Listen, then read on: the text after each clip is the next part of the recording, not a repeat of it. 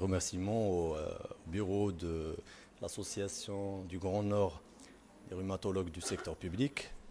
Ça m'a permis de retrouver des collègues, des amis, mes maîtres. Et je suis très heureux d'être parmi vous.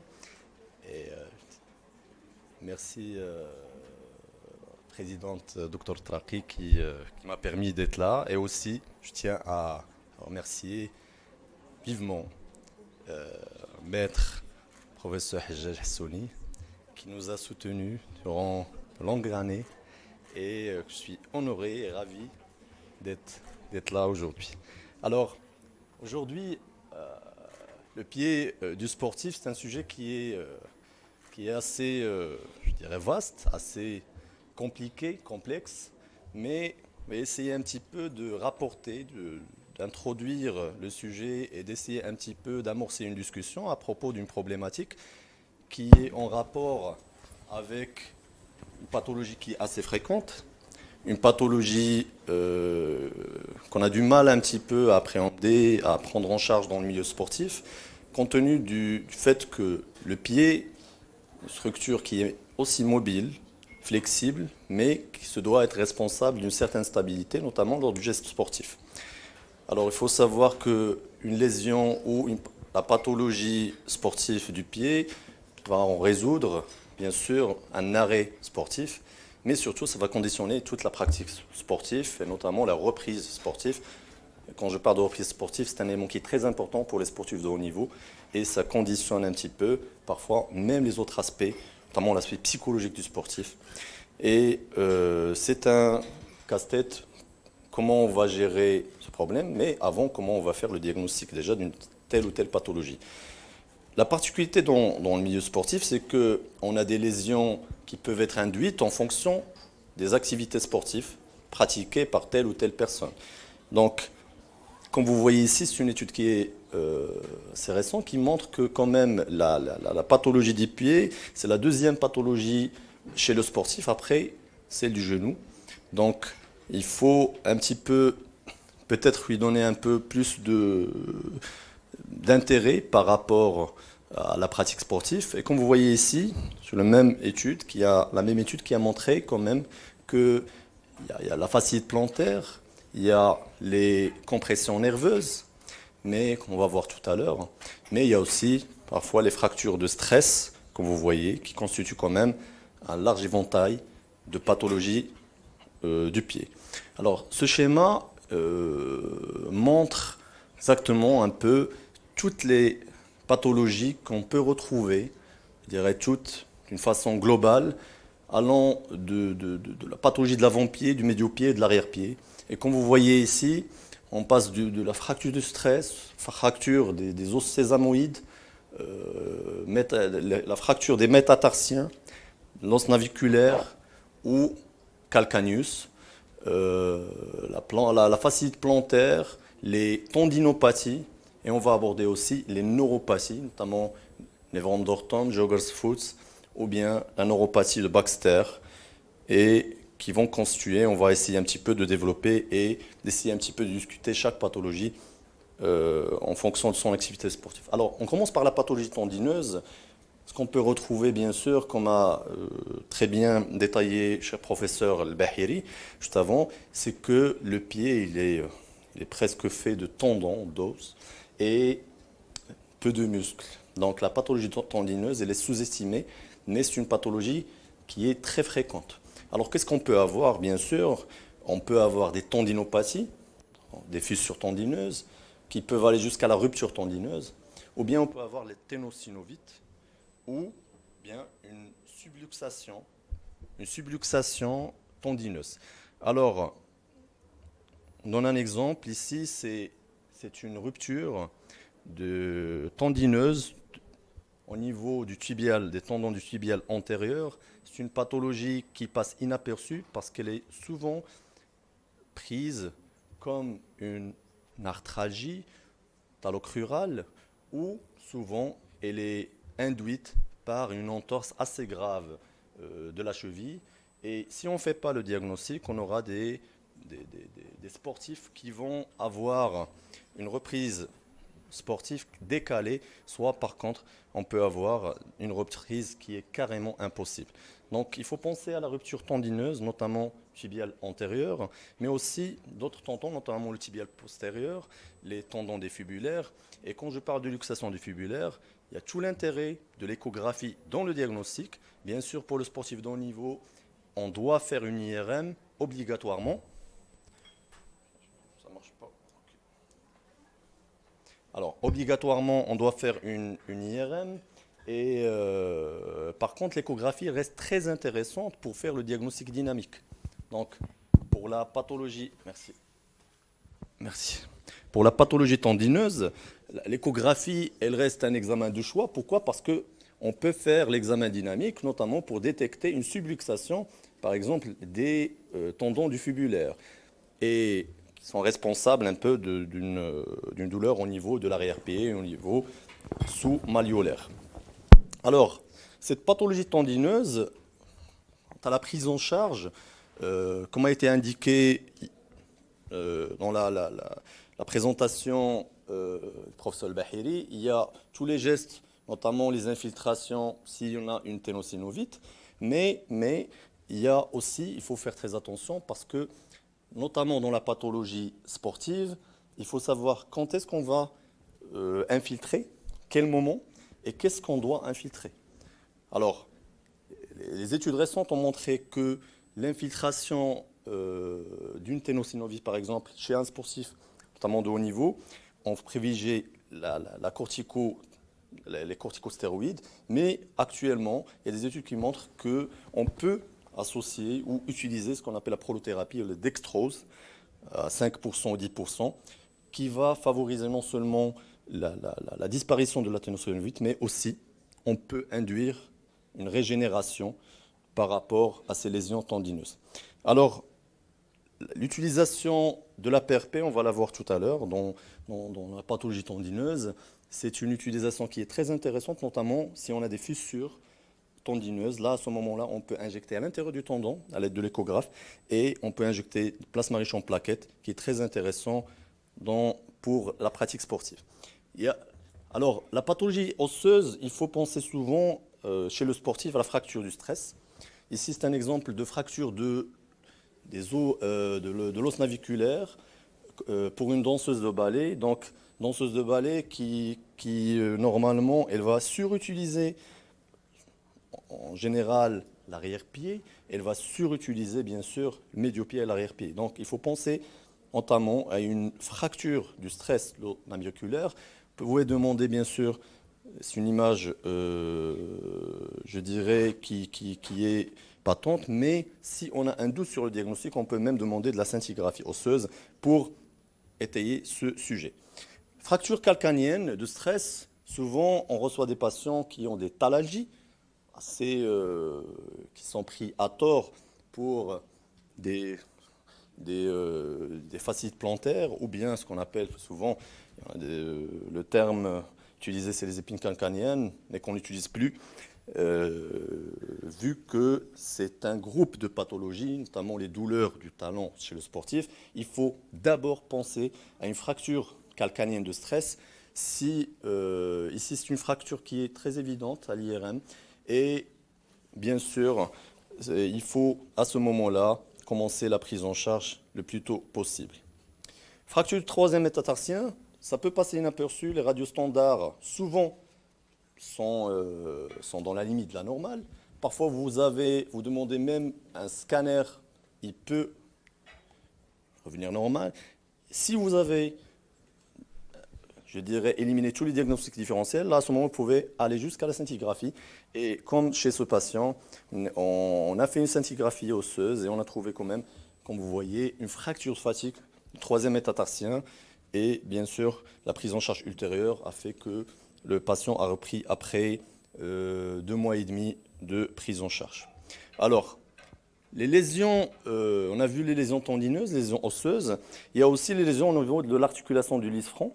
Alors, cette articulation qui est, je dirais, assez complexe, vu que Par exemple, ici, il y a une rupture ligamentaire, un arrachement ligamentaire notamment au niveau des trois compartiments, compartiment dorsal, compartiment interosseux et compartiment plantaire de cette articulation. Et c'est une lésion qui est souvent méconnue parce que souvent elle est prise à tort pour une entorse latérale de la cheville ou une entorse médiale, mais il faut penser à la lésion au niveau de cette articulation, notamment quand vous avez une entorse qui est associée à une lésion du médio-pied et une lésion antérieure du médio-pied. Là, à ce moment-là, il faut faire le diagnostic de cette articulation. Pourquoi? Parce que le pronostic n'est pas le même. Si pour le sportif, la récupération peut se faire, par exemple, pour le grade 3, elle peut se faire au bout de 6 semaines à 8 semaines. Si vous avez une lésion associée au niveau de l'articulation de l'ispron, la récupération va se faire après 3 ou 4 mois. Donc, c'est très important pour le sportif et c'est très important pour cette prise en charge.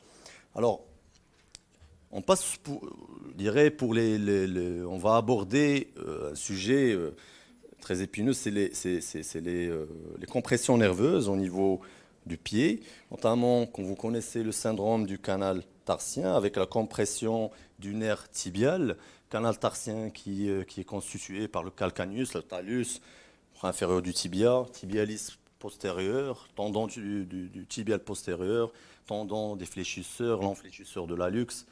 Bien sûr, il y a le passage de l'artère tibiale, le nerf tibial, dessous du rétinaculum des fléchisseurs, et on a aussi le ligament deltoïde. Donc, comme vous voyez, c'est un canal qui est constitué de plusieurs éléments, et si vous avez une lésion de l'un des éléments possibles, vous pouvez avoir ce qu'on appelle le syndrome du canal tarsien.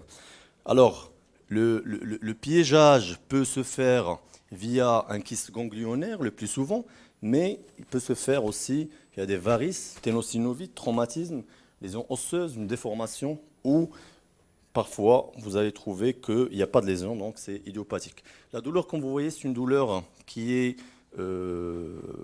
faite d'une douleur type brûlure, type neuropathie. Souvent, c'est des brûlures au niveau de la face intérieure, interne du pied, médial, et au niveau plantaire, comme vous voyez.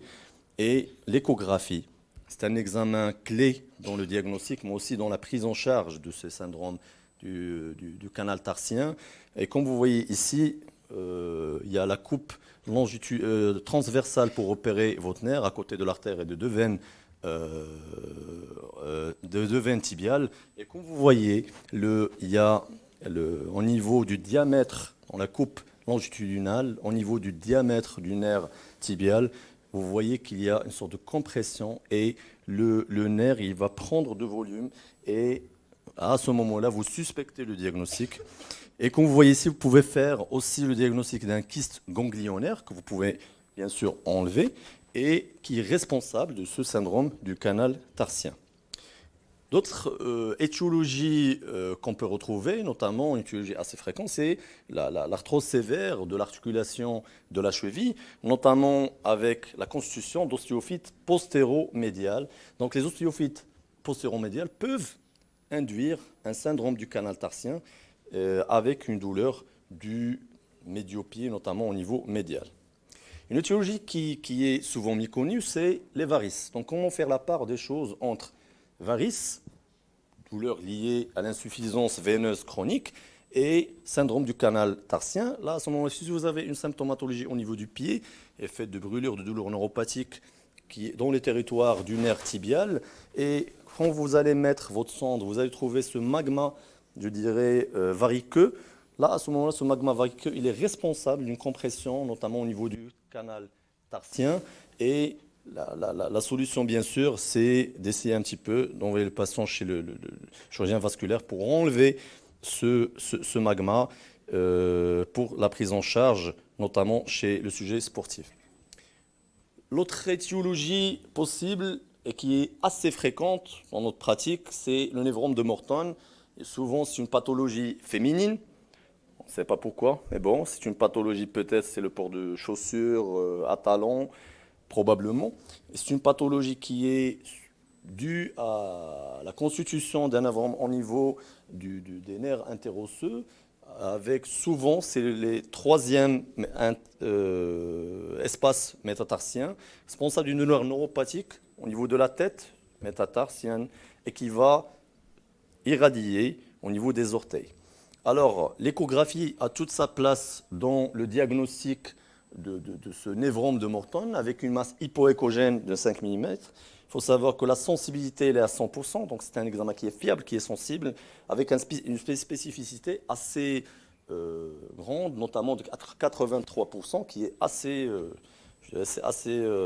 conséquent, avec une précision qui est égale à l'IRM. Ça, c'est très important. Donc là, à ce moment-là, vous pouvez juste vous fier à votre échographe pour faire le diagnostic de ce névrome de Morton.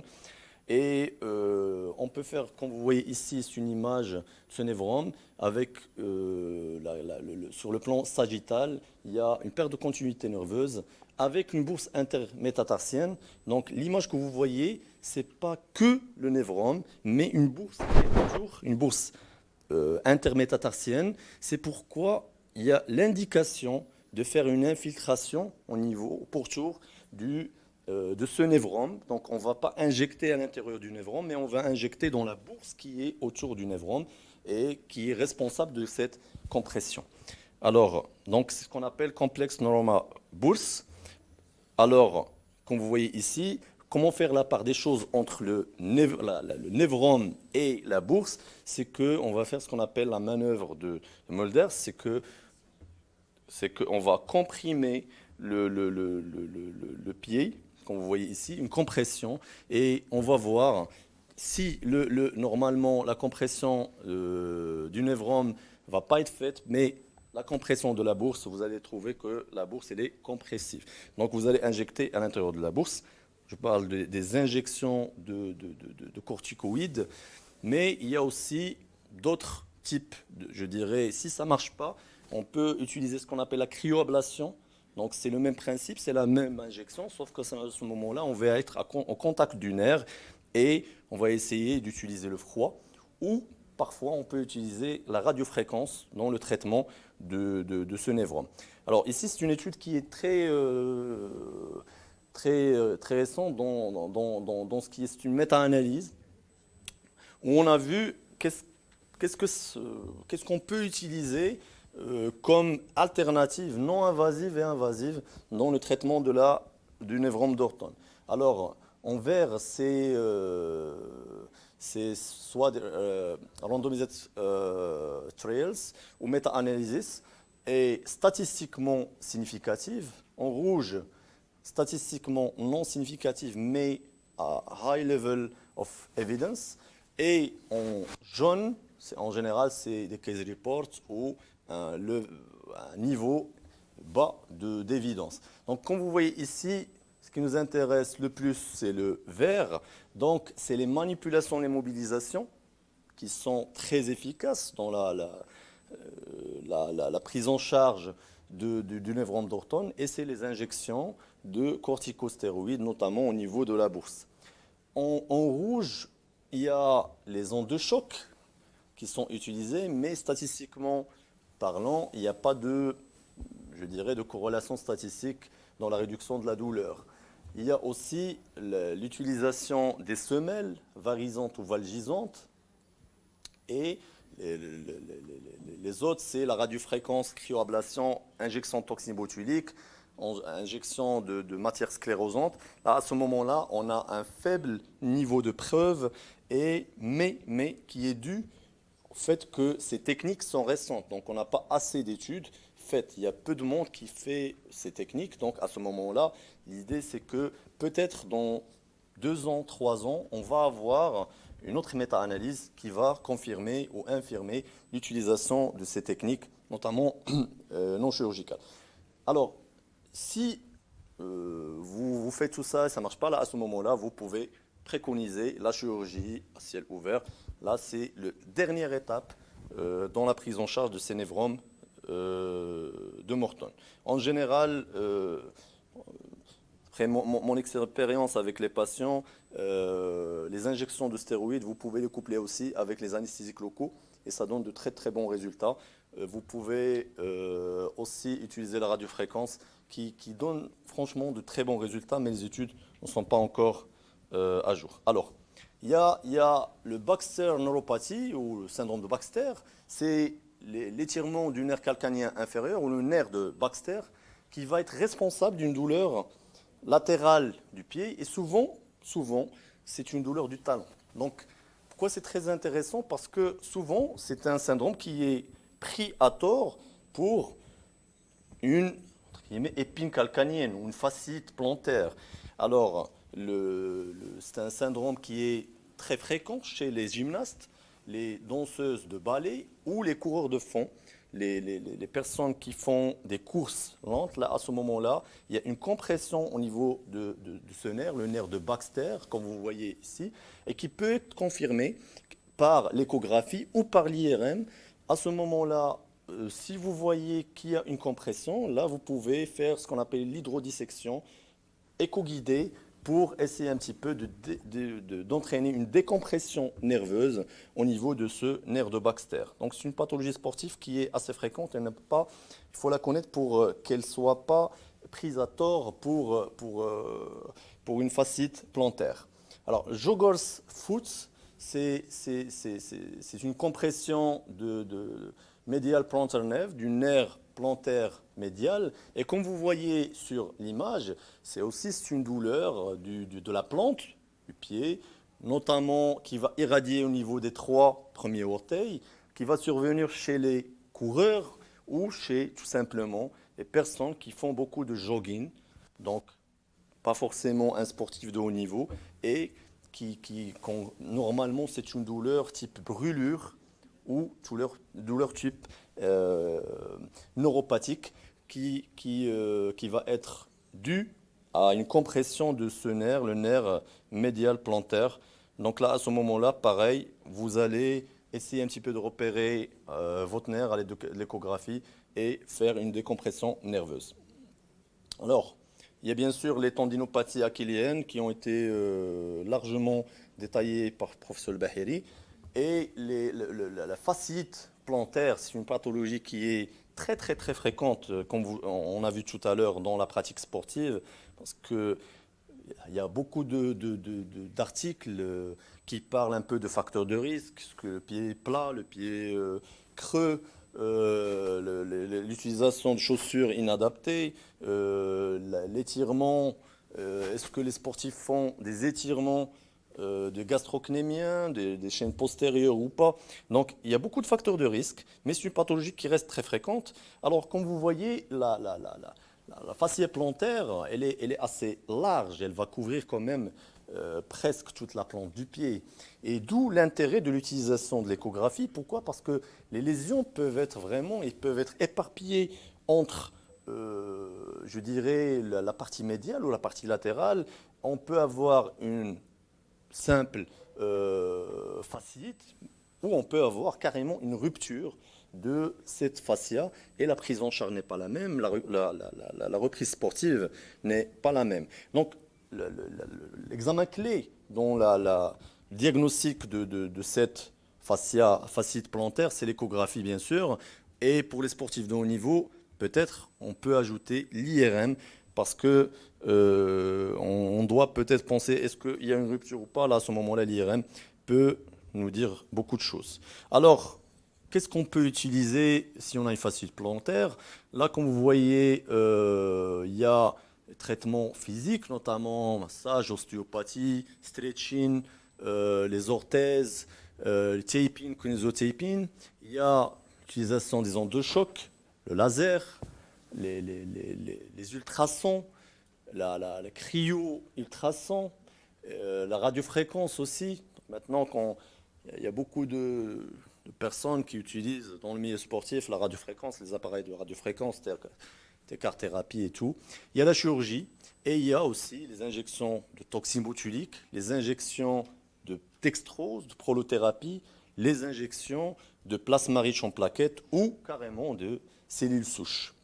Alors, cette étude qui date c'est une étude très récente, 2022. Alors, ils ont comparé l'utilisation de la PRP avec l'infiltration corticostéroïde. Donc, comme vous voyez ici, il y avait quand même dans les 1400 articles, on s'est retrouvé après plusieurs étapes avec 15 articles qui sont vraiment valides. Alors, ce qu'on a trouvé, on a trouvé au bout de 3 mois, il n'y a pas de différence significative entre corticostéroïdes et PRP. Il n'y a aucune différence, comme vous voyez ici. À 6 mois, par contre, la PRP prend le dessus. À 12 mois, c'est la PRP.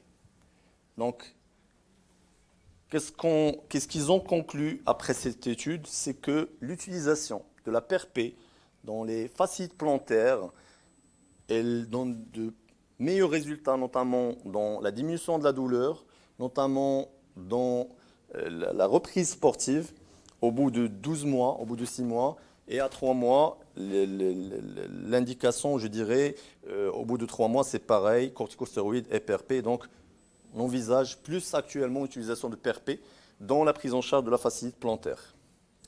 Alors, je termine par la prévention. Comme vous voyez, il y a beaucoup de pathologies. Je résumais un peu, le pied, je dirais, c'est un organe à part, peut-être.